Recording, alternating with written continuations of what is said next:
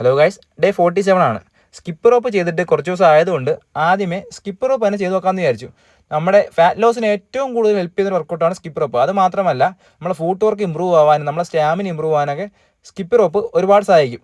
അത് കഴിഞ്ഞ് ഞാൻ വിചാരിച്ചു കുറച്ച് ബാർബൽ വർക്കൗട്ടിലേക്ക് പോകാമെന്ന്. 20 kg ബാർബൽ ബൈസെപ്സ് സ്കെയിലാണ് ആദ്യമേ ചെയ്തത്. അത് 10 കൗണ്ടിൻ്റെ 2 സെറ്റ് ചെയ്ത് കംപ്ലീറ്റ് ചെയ്തു. അത് കഴിഞ്ഞിട്ട് നേരെ പോയത് 40 കൗണ്ടിൻ്റെ ബാർബൽ കേളിലേക്കാണ്. അത് കുറച്ച് ഹെവി ആയിരുന്നു. ടോട്ടൽ 10 കൗണ്ടേ ചെയ്യാൻ പറ്റുകയുള്ളൂ. 5 കൗണ്ടിൻ്റെ 2 സെറ്റായിട്ടാണ് ചെയ്ത് കംപ്ലീറ്റ് ചെയ്തത്. അത് കഴിഞ്ഞിട്ട് നേരെ ഷോൾഡർ പ്രസ്സിലേക്ക് പോകാമെന്ന് വിചാരിച്ചു. അങ്ങനെ കുറച്ച് ഷോൾഡർ പ്രസ് ചെയ്തിട്ട് അടുത്ത വർക്കൗട്ടും ഷോൾഡറിൻ്റെ വർക്കൗട്ട് തന്നെ ആയിരുന്നു. അത് 10 കൗണ്ടിൻ്റെ 2 സെറ്റ് ചെയ്ത് കംപ്ലീറ്റ് ചെയ്തു. പിന്നെ വിചാരിച്ചു 20 kg വെയ്റ്റഡ് സ്ക്വാട്ട് ചെയ്യാമെന്ന്. അങ്ങനെ വെയ്റ്റഡ് സ്ക്വാട്ട് ടോട്ടൽ 30 കൗണ്ട് ചെയ്ത് കംപ്ലീറ്റ് ചെയ്തു. പിന്നീട് പോയത് ഫോറാമിനുള്ള വർക്കൗട്ടിനായിരുന്നു. അത് കഴിഞ്ഞിട്ട് നെക്കിന് ചെയ്തിട്ട് കുറച്ച് ദിവസം ആയതുകൊണ്ട് നെക്കിന് കുറച്ച് നേരം വർക്കൗട്ട് ചെയ്യാമെന്ന് വിചാരിച്ചു.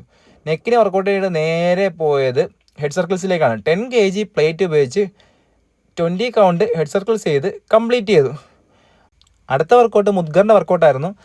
ബേസിക് റൊട്ടേഷനാണ് മെയിനായിട്ട് ചെയ്തത്. അത് ഓരോ കൈക്കും 20 കൗണ്ടിൻ്റെ 2 സെറ്റ് ചെയ്ത് മുദ്ഗറിൻ്റെ റൊട്ടേഷൻ കംപ്ലീറ്റ് ചെയ്തു. നമ്മൾ അപ്പർ ബോഡി സ്ട്രെങ്ത് ഇമ്പ്രൂവ് ആവുന്നതിന് ഒരുപാട് സഹായിക്കുന്നൊരു എക്യുപ്മെൻ്റാണ് മുദ്ഗർ. അത് കഴിഞ്ഞിട്ട് നേരെ പോയത് നെഞ്ചക് റൊട്ടേഷനിലേക്കാണ്.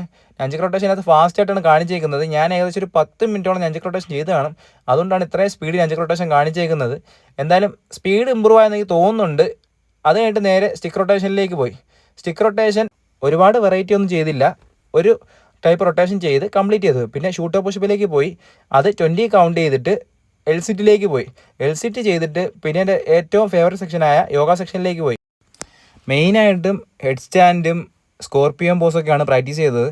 അത് കഴിഞ്ഞിട്ട് അബ്ഡമൻ സെക്ഷനിലേക്കാണ് പോയത്. പ്ലാങ്ക് ആണെന്ന് അബ്ഡമൻ സെക്ഷനിൽ മെയിനായിട്ട് പ്രാക്ടീസ് ചെയ്തത്.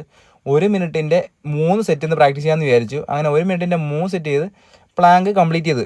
എനിക്ക് തോന്നുന്നു എൻ്റെ ബോഡി കുറച്ച് ബൾക്കായിട്ടുണ്ടെന്ന്. അങ്ങനെ ഇന്നത്തെ സെക്ഷൻ കംപ്ലീറ്റ് ചെയ്തു. അടുത്ത വീഡിയോയിൽ കാണാം. ബൈ.